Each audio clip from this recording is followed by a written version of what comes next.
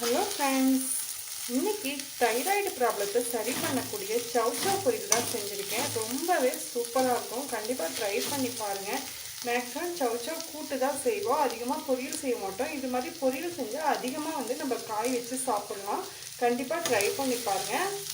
வாங்க எப்படி செய்யுதுன்னு பார்க்கலாம். சவ் பொரியல் செய்யறதுக்கு ஃபஸ்ட்டு கடாயில் ஆயில் சேர்த்துக்கலாம்.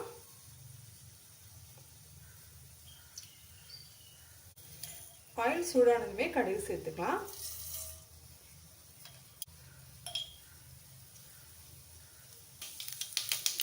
கடலைப்பருப்பு உளுத்தம்பருப்பு ரெண்டுமே சேர்த்துக்கலாம். இதுக்கு பதிலாக நீங்கள் வேர்க்கடலை கூட 1க்கு 2 அடிக்கிட்டு சேர்த்துக்கலாம். டேஸ்ட் நல்லாயிருக்கும். இது கூட கட் பண்ணி வச்சுக்கிற பெரிய வெங்காயம் சேர்த்துக்கிறேன்.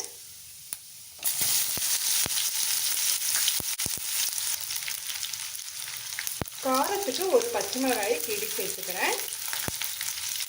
இது இல்லாமல் நம்ம மிளகாத்தூள் கொஞ்சமாக சேர்த்துக்கலாம்.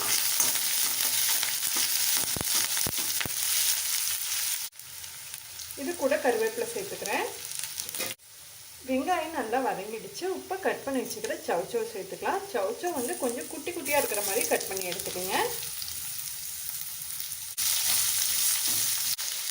இதுக்கு கொஞ்சமாக மஞ்சள்தூள் சேர்த்துக்கலாம். மிளகாத்தூள் சேர்த்துக்கிறேன். இது தனி மிளகாத்தூள், மிளகாய் மட்டும் அரைச்சது. உங்களுடைய காரத்துக்கு ஏற்ற அளவுக்கு நீங்கள் சேர்த்துக்கலாம். எல்லாமே சேர்த்து நல்லா வதக்கி விடுங்க. எண்ணெயிலேயே கொஞ்சம் நேரம் சவ் நல்லா வதங்கட்டும். மிளகாத்தூள் மஞ்சத்தூள் எல்லாமே பச்சை வாசம் போய் நல்லா வதங்கிடுச்சு. இப்போ தண்ணி சேர்த்துக்கலாம். தண்ணி ரொம்ப அதிகமாக சேர்த்துடாதீங்க, ரொம்பவே கம்மியாக சேர்த்துக்குங்க. நான் ஒரு 1/2 டம்ளர் அளவு சேர்த்துக்கிறேன். இது அப்படியே ஒரு மூடி போட்டு நல்லா மூடி வச்சிடலாம்.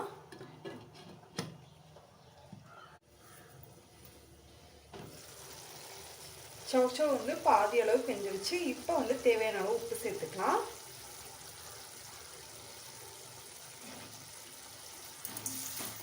காய் பாதி அளவுக்கு வெந்ததுக்கப்புறம் உப்பு சேர்க்கும்போது டேஸ்ட் நல்லாயிருக்கும்.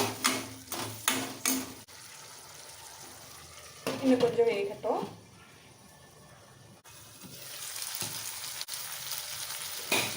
சவ் நல்லாவே வதங்கிடுச்சு. இப்போ நல்லா கலரி விட்டுட்டு தேங்காய் சேர்த்துக்கலாம்.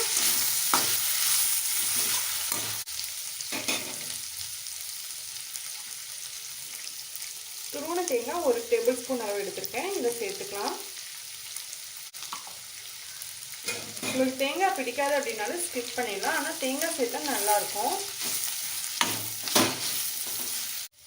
தேங்காய் சேர்த்து வதக்கி விட்டுட்டு அடுப்பை ஆஃப் பண்ணிடலாம். அவ்வளோதான், சவ் பொரியல் ரெடி. கண்டிப்பாக ட்ரை பண்ணி பாருங்கள், நல்ல டேஸ்ட்டாக இருக்கும்.